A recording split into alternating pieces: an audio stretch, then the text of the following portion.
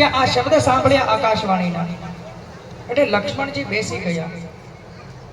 લક્ષ્મણજીના નેત્ર ભરાઈ ગયા, આંખમાં આંસુ આવી ગયા।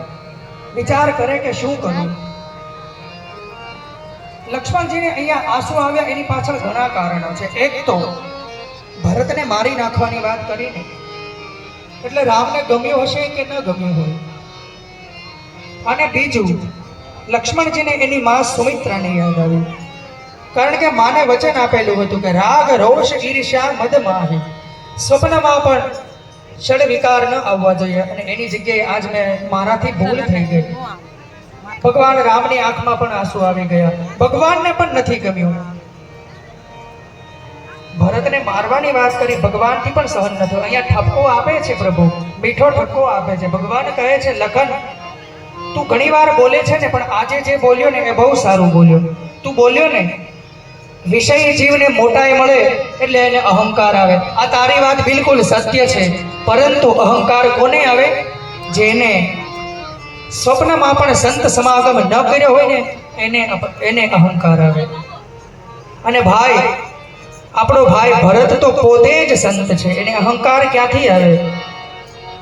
લક્ષ્મણ ભગવાન રામ અહીંયા બોલે છે કદાચ બ્રહ્મા વિષ્ણુ અને મહેશની પદવી પણ જો ભરતને મળે ને તો ખાતરી આપો કે ભરતને ક્યારેય અહંકાર ન આવે। લખન કદાચ મચ્છર ફૂંક મારે અને મેરુ પર્વતને જો ડોલાવી દે, સમુદ્ર ગાયની ખરીમાં કદાચ ભલે સમાઈ જાય, છતાં પણ ભરતને ક્યારેય અહંકાર ન આવે। ભગવાન રામ કહે લખન તુમ્હારે શપથ પીતુઆના।